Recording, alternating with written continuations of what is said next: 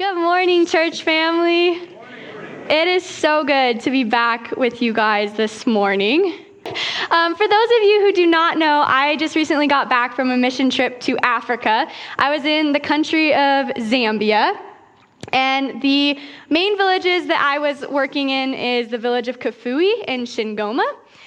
And the main reason that we were there was to provide a Christmas program and Christmas presents to orphan children and street kids, build a boys' dormitory, and then we actually ended up building a one-day church, which was a very cool experience. In order to get all of our Christmas presents to the kids, we had to bring everything with us from the U.S., so that meant having 21 checked suitcases.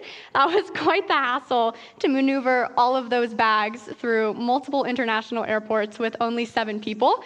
But luckily, they all got there to Zambia safe so that we had all of the presents that we could give to the kids.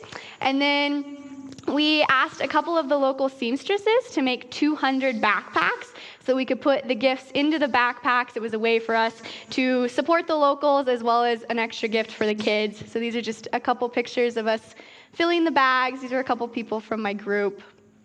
And then this was the pictures from my first village visit. This was when I just fell in love with everything. I was so stoked to actually get out there and talk to the people. I loved every aspect of it. This little girl, they both actually got some new dresses and some new toys that the Putts gave us. They loved them.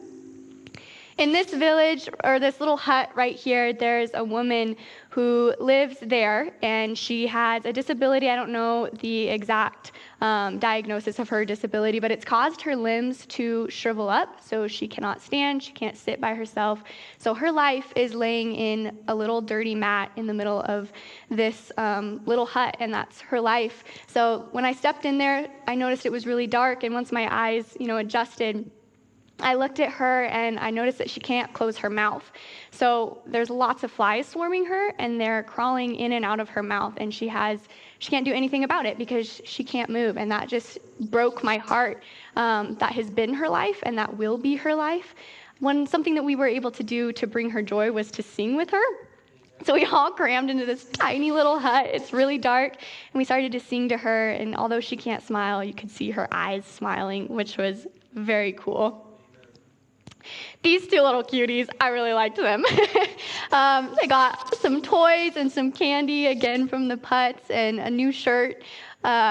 I didn't have any shorts that day, which was sad. Anyway, it's very common for them they would build houses as they can afford it. So it's very common to see a house without a roof or without walls. And you can kind of see in the back of this picture, the gentleman in the red shirt, there's a pile of clay. It's like a homemade asphalt, and he's building a wall in that house as we were visiting them. 8 families live in that building. So Christmas Eve was when we were actually going to do the Christmas program. So we were going to have it at a little schoolhouse in a nearby village. We loaded up all of the Christmas presents, and last minute they were like, "Hey, Ashley, you're actually going to ride on the bus." I was like, "Cool, where's the bus?" So I walked down this little path, and I got on the bus, and the little girl sitting next to me first, she was, oh my goodness, you guys, she had so much spunk, and I loved every single bit of it. We picked up more kids as we went. So the first picture was here, and I had my little black fanny pack on, and she was one of the few kids that spoke English because she was staying on kind of the compound place that we were staying at, so she had picked up some English. She kept asking me, what's in the bag? So I opened my bag, and I just had my phone, a camera, but I had a pack of gum in there. She's like, "What's that?" I was like, "Have you ever had gum before?" And she goes, "No." So I take out a piece, but I was really scared that she was going to swallow it because, if it's something to eat, you obviously swallow it. I kept repeating to her, "Don't swallow it, just chew it. And then when you're done, put it back in the wrapper and you throw it away. Don't swallow it." She goes, "Okay." So she takes it and she unfolds it, and she unfolds it in the most careful, caring way I have ever seen someone take gum out of a wrapper. She puts it in her mouth, and as soon as she starts chewing it, her eyes just light up, and she throws her arms around me and she says, "Thank you so much." She was an absolute cutie, and she's like, can I share some with my mom? And I was like, "Of course." We pass it out. So we keep driving, and pretty soon we turn off of the road, and I think, okay, we must be here. It looks to me, it seems like an abandoned building, but to them, it looks like a very nice building. But I can't really find anybody else from my group, so I was like, where am I? But I saw a line of kids that turns out we were picking them up to bring them to the schoolhouse with us. And as soon as the bus pulled in, they just surrounded the bus, and they're jumping up and down, and they're just shrieking with joy. And those are the kids on my lap in that other picture there. We crammed them all on the bus. There were like 5 people on one seat, and they were so cute. But they only spoke tribal languages, so I couldn't speak to these kids. But as soon as you looked at them and smiled, they would get the biggest smile on their face, and their eyes would light up. It was the cutest thing. Something you can kind of see if you look closely, there's hands in my hair coming from the back. They were fascinated by my hair and my moles. So even though they had the moles were something that was very new. They got inspected quite thoroughly. Even though that a lot of them had really messy faces and their hands were sticky, they clearly didn't have access to bathing or whatever, they still had the best of hearts. So we got there, we unloaded everyone, and there were kids everywhere. And our plan was, so the school that we were going to, we were connected with a local woman who has a heart for these kids, and she started making a school for these kids to come and learn and at least, get a lunch or a banana or something that they can get. And there's 200 students that attend there, and that's the list that we had gotten, so that's the gifts that we had prepared. But you're in Africa, and there are just so many more kids who need so much help. So the reality of it was that we just didn't have enough to go around. Presents-wise, we wanted to include every kid that we could in the program, and we wanted to feed everyone, but we needed to have a system to keep track of who was on the list and who was going to receive presents. So our idea was, okay, we're gonna split up the kids into grade groups, so first grade, second grade, blah, blah, blah, blah. And the kids who were on the list were gonna get a wristband. My group was supposed to be the first graders. Well, word gets around, and a lot of older siblings brought their little, baby siblings, so I ended up having over 60 kids under the age of 5. That was an adventure. So you can kind of see we had a little registration table that we pretended that was. And I was standing behind the registration table, and I was trying to get all these little kids over into this corner to get them out of the way of the registration so more people could come in and we could start, playing games and learning their names before the program actually started. But the problem was I had no way of speaking to them. So I was like, come over here, go over there. They just stare up at you. So I was like, okay, maybe if I get down at their level, they'll understand me more. So I squat down.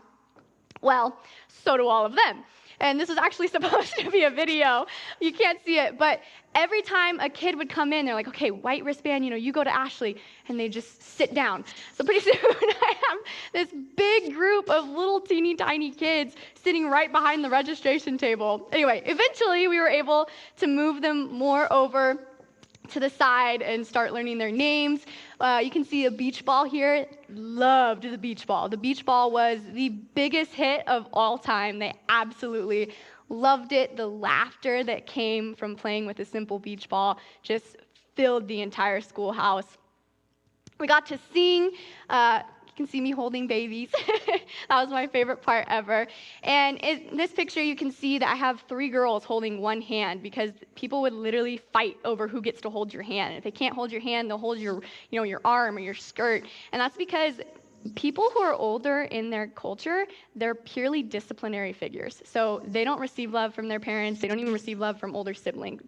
If I'm older than you, I'm a disciplinary factor. So being able to receive love from someone who is older than them is just groundbreaking from them, and they soak in every single minute of it. We gave out, pipe cleaners. I keep calling them carabiners, y'all. We gave out pipe cleaners. They didn't really know what to do with them, so they're kind of just staring at them. So I grabbed one from one kid, and I made a little heart, and I gave it back to him. Well, that spread really fast. So this is actually supposed to be a video too, and they're just, they're shoving them at you as fast as they can, and you're making these little hearts and giving them out, and they're super stoked about them. Even I had, during song service, kids would come up, and, I can't speak to them, but they can speak to each other. So word spreads fast, and go over here, get this. And I'm holding a kid in that one. I was trying to, make them while holding kids, and a lot of the times I had 2 kids in my arm. So that was an adventure. You can clearly see that it was very hot there. I am drenched in sweat, but I would not trade it for the world. This was supposed to be a video. Unfortunately, they're not working today, but this was one of the older groups that got to go outside and play. They were playing red light, green light, so we had 3 translators, which was not enough, but it was kind of okay that they could explain the game and they would get it enough to play. So that was really fun. Again, the beach balls, huge hit. Loved them. We had one for each group, and that was the coolest thing to them. I cannot get over just the laughter and the amount of joy that could be heard from a beach ball. In the picture, go back, I think. Around my neck, you can see glow sticks. And this is because one of our object lessons, part of the program, was Jesus' light. So we had massive boxes of glow stick, and we would just go around, we'd put them around kids' necks.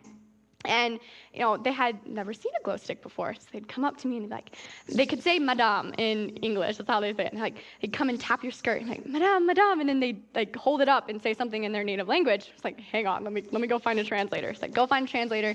And turns out they were asking, what is this? And I said, it's a glow stick. And I'll show you what to do with it in just a second, because it wasn't quite time to have, we wanted to pop them when we were talking about Jesus' light.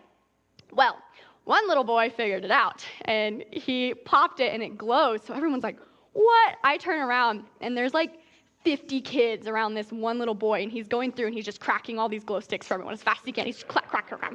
And as soon as they light up, so do their eyes. What? This is the coolest thing I've ever seen. And so the kids that were asking me what it was, they run back up to me, and they're like, Madame! They're just, massive smiles and fascinated by a simple glow stick. It was super sweet. Well, we're doing the little devotional, and we're all sitting on this concrete floor in this one-room schoolhouse. And I have 2 little boys on my lap and kids surrounding me. And this one little particular boy, he, like all the other kids, he was dirty and his clothes were ripped and his face was messy. But he literally had nothing, no shoes, a ripped, something that had been obviously passed down from his older sibling or somebody. And, a lot of the little boys, his shorts were just ripped in all the wrong places, and it's so clear that he has nothing. But he has this glow stick around his neck, and to him, he probably thought that was the only gift we were giving away today, because he had no idea that there were more backpacks or something else. To him, that's what he had received. And he turns around, and he notices that I don't have one around my neck. And you can just see him thinking. And he takes off his glow stick, and he puts it around my neck. And he gave something that he had that he noticed that I didn't have, despite having literally nothing. And that was a very common thing. The generosity of these kids blew my mind. They gave everything despite having nothing. So then we started lining up for the food. This was their little dinner time. I guess it was lunch. We had a couple of the local women that cooked with us, and they recooked, they made 3 batches of, they call it shima. So they recooked 3 times to try and feed all of these kids. It was amazing. This is my favorite picture ever. It's this little boy praying over his food, and you can see the infection in his head. But yeah, prayer is still such an important thing. I just love this picture. This was supposed to be a video. It's of this little boy, and you can just hear him scraping every last bit of anything he can get out of that bowl, because that was probably, we're in Africa. That's probably all he had to eat for that week, and he's just desperately scraping everything that he can get out of that bowl. And as I'm, taking this video, I look over. We had this barrel that we were using as a trash can, and I look over, and there's this group of 10 kids, and they're just digging through the trash can, and they're emptying it, and they're scraping out the empty containers from other kids, and they're just wiping it and licking it. And this was one of the kids, and I will never forget that sound. You can hear the tribal languages going on, and it was a really surreal moment for me, because it's the things that you hear about in the storybooks and whatever, but it's a whole new thing to witness it firsthand. Just another picture of them eating. It was really sweet. So after food, we decided, okay, now it's time to do gifts, but we have to sort through the kids because like I mentioned earlier, we only had 200 gifts, but we had way over 200 kids. And because my group was in the back, when they had, this sounds really insensitive, but like some of the worst looking street kids, in the most need, I should say, in the most need street kids, they brought them in after the program had started because they were still collecting them throughout the village. They were just kind of hanging around. Because my group was in the back, they took all these kids in and they sat them behind us. And there's this one little boy, he was probably 8 years old, and he was so dirty. His shirt was ripped open. And he comes in, he sits, and he's sitting so small. He's sitting so small, and his eyes are so heartbroken. You could tell that he didn't have parent figures or he didn't have home or anything, and he was trying to, parent his other siblings and take care of them and put them first. And his eyes just looked what I can imagine it feels like to be utter outcast. And I will never forget that little boy's eyes. It wrecks you. So I was like, no way in the world I'm going to help sort through these kids. There's no way I'm going to kick these kids out. So I found a group of these street kids, and I was like, well, I have nothing to give them, and I can't speak to them, but I can sing to them. So I just started singing simple songs, Jesus Loves Me, and I taught them this little itemite, and they're smiling, and they're waving their fingers around, and then they started, singing in their native language, and I had no idea, but I'm just making noises, and it was a really sweet time that even just sharing a moment of song was huge to them, and huge to me as well. This was a video of some girls receiving the presents, and this was an epic moment because they look in the bag and they notice, they open the bag.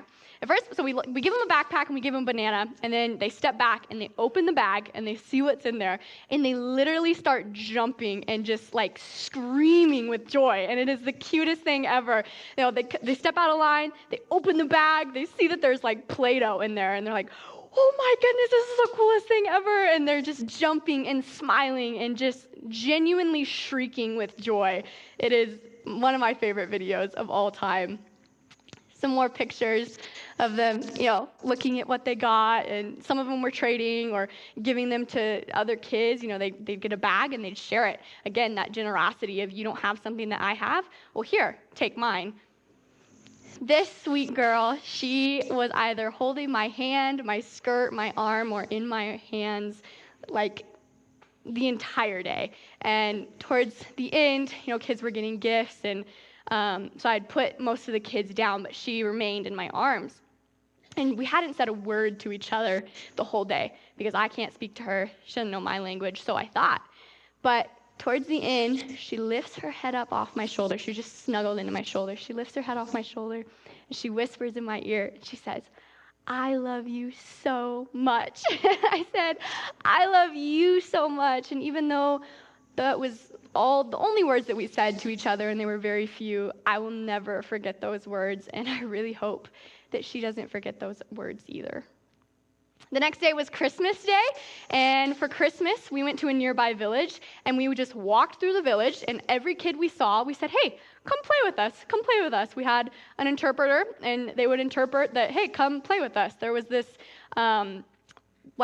dirt lot with a really ratty, broken down soccer field, but we had soccer balls, and we just walked through the village and was like, come with us. Which is really strange because in America, you would never go to a random neighborhood that you've never been at and be like, hey kids, come with me, I have a soccer ball. But that's something that's very common. The kids are very unattended unless, they're taking care of a sibling, if they have an older sibling taking care of them. This was some of the girls that I was hanging out with in the village. The girl in the pink shirt and the light pink skirt, she literally never left my hand. She would not let go of my hand from the moment that I found her in the village till the moment that we were done playing. She was an absolute cutie. And the Putts gave me a huge bag of candy. So every kid that I saw, I would hand out candy. I probably gave them an overdose of sugar, but worth it. Yeah, she was a cutie. So we played soccer, we played with the beach balls again, we played red light, green light, but this was a game that they taught me. It's a game that it's basically their version of Simon Says. So someone will stand in the middle. I was the leader that time, and you start out, and it's called Do Like I Do. So the person in the middle is the leader, and everyone circles up, and the leader will go, do like I do, and everyone answers, I do, I do. And so everyone's clapping and answering each other, and then you'll pull, do some move. I had my arms up, and everyone copies, and then you choose another leader, and it just cycles through. So that was really fun to know one of their games, because we had been teaching them all of our games. It was fun to learn one of theirs as well. So towards the end of it, I had my backpack, and Putz gave me a bunch of toys. One of those toys were these little building blocks, and I remember that I had them in my backpack. So I so sad. I ripped the little girl's hand out of my hand. I was like, I'll be right back, because I didn't want her to miss the games. We were playing, Do Like I Do still. And so I think I leave her there, and I start walking back to the car, and I open the door, I get the blocks out, and I turn around, and she's literally sprinting for me. She's like, no, she's so cute. And I gave her the blocks. So we sat under a tree, and I was showing her what they do, and pretty soon we had just swarms and swarms of kids. What are these? And she was sharing. She was like, oh yeah, play with us, of course, absolutely. It was super cute. So thank you, Putz. Those were a hit. I had the super cool opportunity to go out with the doctor, one of the missionary doctors there. So he's like, hey, he heard that I was interested in going into nursing, so he's like, why don't you come out to me? I'm going to this, all these remote villages. Why don't you come do medical visits? And I was like, yes, please. So he picks me up really early in the morning. We get in the car. We drive for a few minutes on the main road, and we turn off onto this dirt road. And y'all, I rock crawl, so I like to think of myself, it's yeah, dirt roads are fine. I was like, oh, this is actually a pretty rough dirt road. There were these massive ditches, and we'd go over these little bridges. We would drive over this bridge that was a tree-ish thing. It's there's no way this is going to hold us, but it did. So we keep driving, and we seem like we're driving forever. I look out my window, and I see these 3 kids. The oldest was probably 7 years old, and the youngest was probably 2. And I look out, and again, like everyone else, their clothes are ripped and dirty and not fitting right. And another thing that I noticed was the little toddler, who's probably 2, he had this little truck that was made out of plastic trash bottles and other pieces of trash that they had kind of wound together and tried to craft their own little toy something. So I was like, stop. I had my backpack, and my grandma, I have to tell you, she is a fantastic shopper. She knows how to find all of the deals. So bless her heart, she sent me with a bunch of kids' clothes, varying sizes from all over the place. And I love this because I was able to fill up my backpack with toys and clothes, toys from the Putz and clothes from my grandma.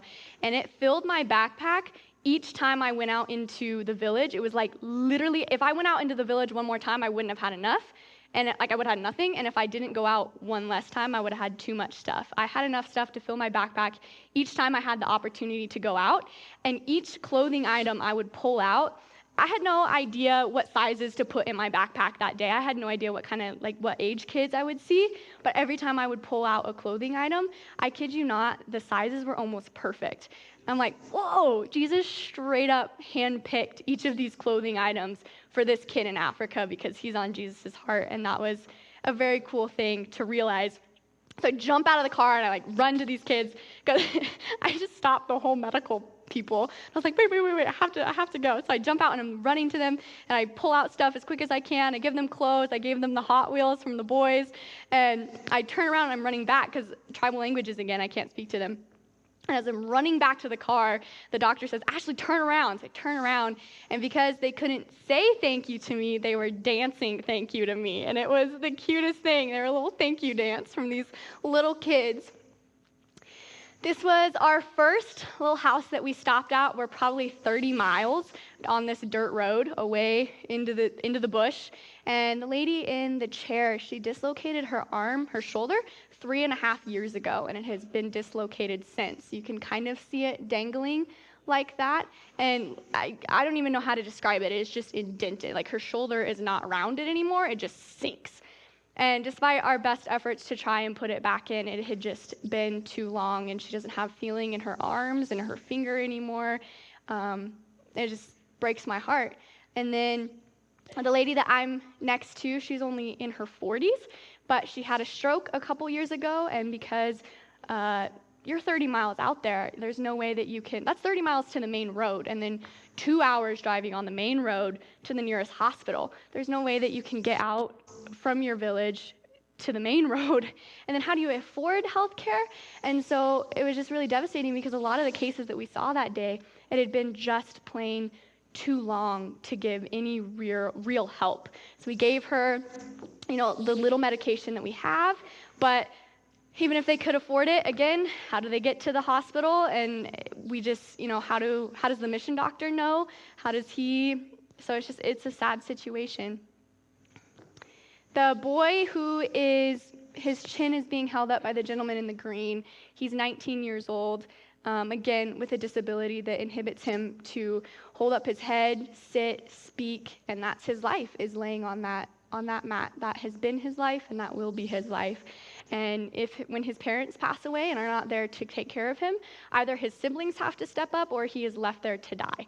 And that is heartbreaking. Because, in America, there's help for that, but there, you're on your own. The gentleman in the blue was our interpreter. He is a local in one of those remote villages, and it was really cool to see all the things that he was doing for his village, and the villages around him. Again, that generosity just continued to blow my mind. It's a video. Oh man. Okay, you can't really see it, but Max and Gavin, the last one of your guys' ball, I gave to this little boy, and he was running around, playing soccer with it, and he was really sweet. He was running around. So I don't have pictures of all of the cases that we saw that day, but our interpreter that I mentioned earlier, we went to his house, and as soon as we pull up next to his hut, it looks like the hut I showed earlier, and there was this mat of all these people just sitting under a tree. Some had children, some came for them, and we just sat a stump under a tree and just cycled through patients. And of course, this whole time, my mind is like, this is the coolest thing ever, but my heart is like, this is the saddest thing ever. Something that this one lady, she comes and she was complaining of abdomen pain, and so she lifts up her shirt, and there's these scars about that big, and it's just covering her entire stomach. And the doctor says, did you see the scars? And I was like, yeah. He goes, that's witch doctor. So the witch doctor will go and he'll just cut, because he's cutting the pain out or something. And witch doctors are so embedded in their culture all over Africa that even if they do know Jesus and they have access to medical care or anything, the witch doctor is going to be their first call, which is really sad. This other little boy, that day we saw a lot of permanent injuries or permanent disabilities. This one little boy, his mom brought him. He was 4 years old, and she said, he's growing slow. He's growing slow. What do I do? And the doctor had to inform her that it was a mental disability, and there was really nothing that we could do. The whole left side of his body, it was weaker than the other side, and the coordination of his left hand versus his right hand is really different. So we gave them some child vitamins for him, because the nutrients, even if they have food to eat, the nutrients is just non-existent. So we gave what we can for nutrients, one of the natural things that we tried to teach them, because we want to teach them things that they can do for themselves, so once we drive away, they're not on their own. And one of those was molasses water. I did not know this. I guess if you mix molasses with water and you drink it, it's supposed to have nutrients, and I don't know, it was good for you, I guess. That's something that I learned. But I had one more tube of those blocks that the putz had given me, and the doctor was, explaining her to the mom, make him eat with his left hand, or make him kick things with his left foot to try and strengthen that side of his body. I was like, I have blocks, because we didn't have anything else to give him. So I run to my backpack and I get the blocks. And at that point, I had started splitting them up. I found out it took 6 blocks to make a cube. So I'd make these cubes and I'd give them out, and I made this little cube for him so that he could start picking up the cube to try and start strengthening that side of his body. This was one of the last stops. These sweethearts, they were had lots of candy.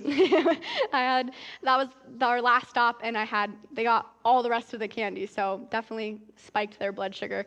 But the little boy in the blue shirt, he didn't have a shirt. That was my last shirt. And again, like, it's just blowing my mind of the precise of I have just enough for what you like. I will supply just enough for what you'll need, and that was crazy to me. You can see the tube of blocks in my hands. I was giving them out.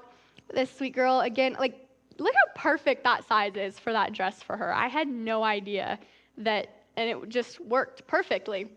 Well, I get back in the car, and I ask the doctor, I say, hey, what were the scabs all over those kids? Because he was checking out an elderly gentleman, and he goes, like, round ones? And I was like, yeah. He goes, and he like turns around the car. I'm like, oh, like, what? He goes, that was ringworm, Ashley. So we gave them antibiotics, but the sad thing is it's a never-ending cycle because they bathe the same way, they wear the same clothes, they go to sleep in the same bed. So even if you treat, one kid, he'll get it the next week, which is really sad. This was our church service it's a very creepy, like, stalker photo, but this was the village of Shingoma, and we had to drive out there. We did church service out there our last Sabbath, and it had flooded the night before. It had just dumped rain, which is really good, but driving out on these dirt roads, we would drive through mud puddles, and I am not exaggerating to you, the water would literally fly higher than the car. It would it was crazy. But once we got there, it was this tiny little church house. I guess. I don't know, it's a one-room church building made out of brick. And they last minute said, hey, Ashley, want to do the mission story for Sabbath school? And I was like, yeah, let me make one up really quick. No, I told a good one, but, well, that's bad. I told a real one is what I'm saying. The gentleman there, he was my interpreter. That was my first time speaking up front with an interpreter, which is a whole new ball game. You have to slow down a lot, which was a great lesson for me. And then the skirt that I was wearing in that picture is the skirt I'm wearing now. It's the traditional skirt that all the women wear in Zambia. It's called a shitangi. In different parts of Africa, they wear different things, but this is what they wear here or there. It's just a piece of material that you wrap around you, which I have learned it is very difficult to walk in because you don't have much. Yeah, it's difficult. It's a learning curve. This was some pictures of us loading up the roofing for building the one-day church. I have forgotten the name of that village. I am so sorry, but it was about 2.5 hours from where we were staying. This was also supposed to be a video, but it was just basically a pan. This was our church that they were worshiping in before we were coming in and building the one-day church, and the locals were telling us, it's okay in the dry season, but once it starts to rain, the roof falls in and the mud collapses, and she says it really gets a big mess when it starts raining. So it was a huge blessing for them to have a building that was more sustainable. The church being built was a massive thing for the village, so everyone came out and would watch what was going on because that was their entertainment. And these little boys were kind of hiding in the bushes, so I went over them and I started teaching them tic-tac-toe with 4 rocks and 4 sticks, and we just drew it in the sand. And it's actually amazing what you can communicate without speaking because, again, I can't speak their language, but they really are smart to just pick up on things, and they're like, okay, cool. And, once you start doing something, the numbers grow. So by the end of it, we had 25 kids playing tic-tac-toe. So they offered to feed us, which was super sweet. So these are the local women making food for us. Their traditional food is called shima. The best way that I can describe it is cold grits that you have scooped out, but they serve it hot. It's just that consistency of our grits that have gotten cold. And oh my word, y'all, let me tell you, the women are so strong. They were like, here, come stir the shima. And I was like, all right, you guys make it look easy enough. I'm guessing it's just going to be, no, it doesn't stir. You have to really try. I was trying so hard. And as soon as I start stirring it, it's starting to steam. And they're like, oh, don't burn it. You got to stir faster. I'm like, I'm trying. Even the guys from our group tried to stir it, and they couldn't do it. And they just stir it like it's easy, which it is to them. So this is what they fed us. The shima is in the pot. It's white, and then you have they had beans and forgot what it's like. I forget the actual word for it, but it's like basically a veggie meat thing. Our substitute for veggie meat, and some greens that we had there. This is what it looked like plated up. And I showed the Sabbath school room this morning. You just obviously no utensils there, so you eat with your hands. And they were very specific. It's only these fingers. You're not like don't use this finger. It's these fingers. So you grab it, and you grab the shima, which is the white, and you make it in a ball with your fingers, and it is very hot. I learned very quickly, grab from the side, not the top, because it is so hot and it sticks to your fingers. So once it's on, you just have to live through the burning, I guess. And you roll it in a ball, and then you flatten the ball, and you use the shima to grab the other toppings, and that's how you eat it. This sweet baby boy, I felt very proud because everybody else who tried to hold him, he would cry, but he didn't cry on my lap. I felt pretty special. And then the ladies next to me, they were adorable. The little boy in the back, I have to mention him. He's running. That kid was so wild. There was a pile of dirt, and I kid you not, he was genuinely swimming in the dirt the whole time, but having the greatest time.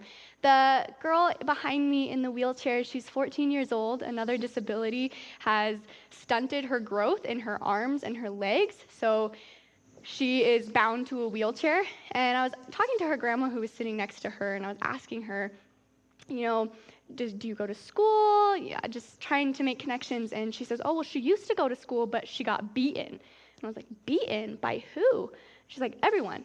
Just because her teachers would beat her, the classmates would beat her, and some schools provide lunch for the kids, but because her arms are stunted in growth, it takes her a long time to move them and to grab things. So the students around her would just take her food because she wasn't fast enough, and then everybody would beat her, so it's unsafe for her to go to school anymore, which just broke my heart because how can you beat someone, let alone someone who is bound to a wheelchair?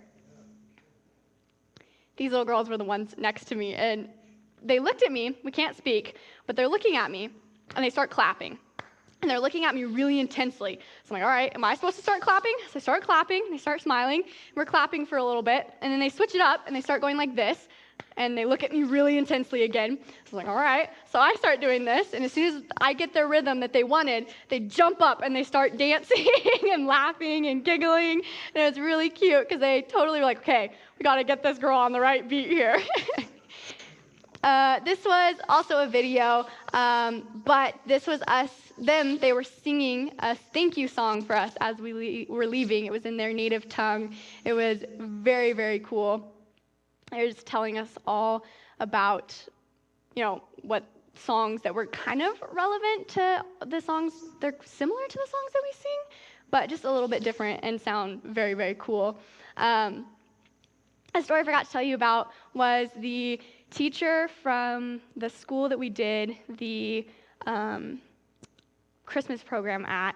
She was telling us, she came over one night and she was telling us about her childhood and her story. And that was she was left in the care of her brother. And when her brother got married, his wife would beat her.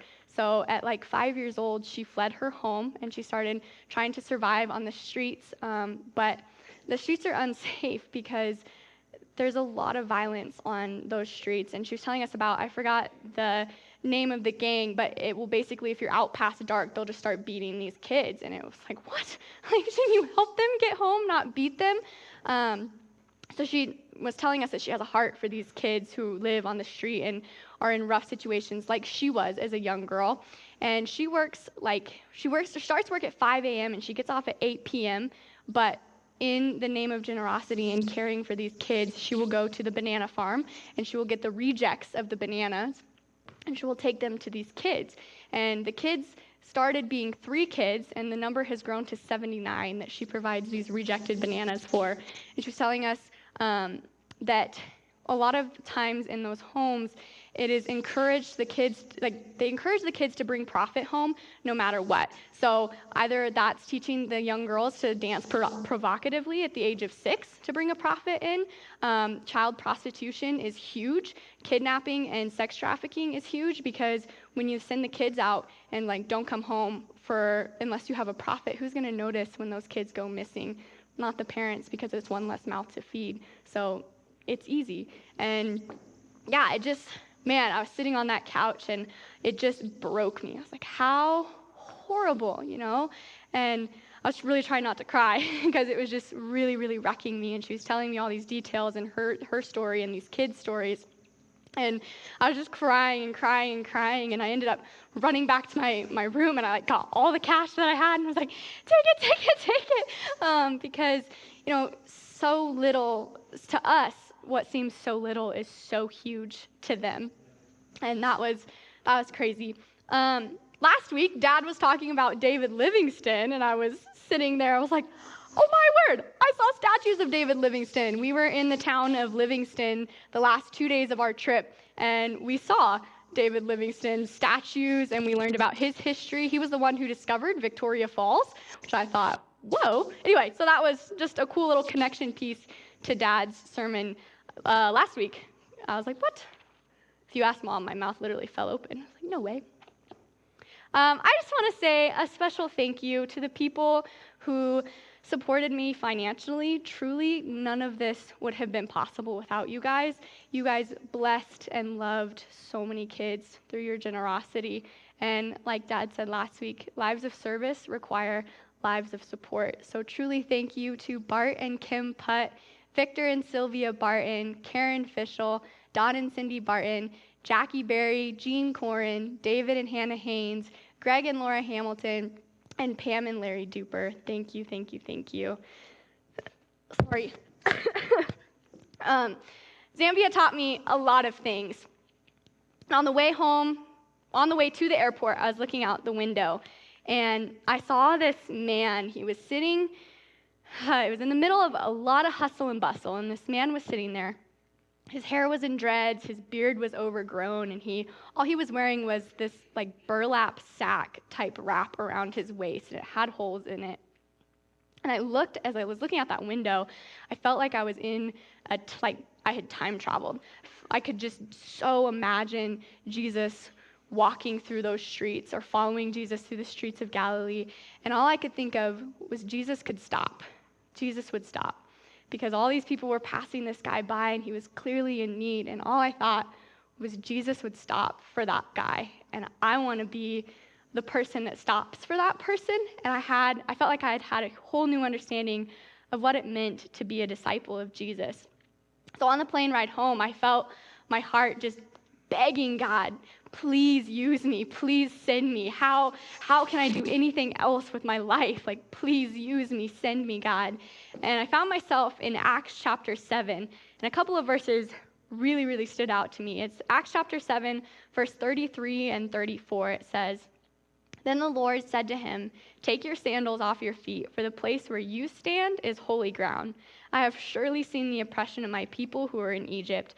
I have heard their groaning, and I have come down to deliver them. And now come, I will send you.'" And I felt God saying, yes, Ashley, I will send you and I will use you, but I can do that where you are right now. So, friends, I just want to invite you to join me in looking for ways to help people and share God's love where we are right now, and to stop for the people that nobody else would, but Jesus would. I was walking up, I just thought to myself, Steve, try not to embarrass yourself, because this is my daughter I'm talking about. So I just want to tell you that what I have to say is really important. Don't let my emotion be a distraction. Ashley, in military terms, has always been the door breacher of the family. She's the door kicker. She you might not have known, she had open heart surgery at 21 months old. And when they brought her we were in the hallway between the OR and intensive care at Children's Hospital. And when they rolled her out, she should have been still under, but she was stirring. They got her into the Children's Hospital ICU unit, and we got to go in there, and they were trying to they got her in a bed that was her size, and she's coming out. They couldn't keep her sedated enough, or they were trying to do that balance, and Ashley was literally levitating off the bed, just like cut open, tubes everywhere. And so they scrambled and brought an adult bed that Delinda could get in with, and like it was an ordeal to keep that girl from just leaving the hospital immediately post-op. So we have never questioned whether Ashley was going to do something to the world at will. She expressed what mission did for her on the return trip. I want to open the window a little bit to you and say that her heart for ministry has happened over years of time with Jesus. That was the outcome of times in sweet hour of prayer. To watch her over the last few years have her devotional books that she has worked through and spend time in the Word and to pray through really tough times. Africa was the outcome of that. And I wanted to highlight that because social justice or mission service is simply the natural response to being with Jesus. We mentioned Mother Teresa last week. She wasn't an activist. She was just a person of prayer, a person who heard the inner voice of God saying, help someone. All of Mother Teresa's activity or active ministry was nothing more than recognizing and joining an action that began with God. Prayer, properly understood and practiced, is the seed from which fruitfulness grows. It's not the other way around. So intimacy with God leads to fruitfulness. It's not the other way around. Those who prioritize a loving relationship with God, meeting with Him in prayer through stolen moments throughout the day, long stretches of disciplined contemplation, or those fiery pleas of intercession, it's with those whom God shares His divine power. So, fruit comes from intimacy. Faithfulness comes because we love Jesus and want to be with Him. When that's our heart, the expression of the relationship begins to look like justice in the world, compassion for others, peace. It's symptomatic of spiritual dysfunction, I think, to spend time with Jesus and not be employed in answering our own prayers to help someone.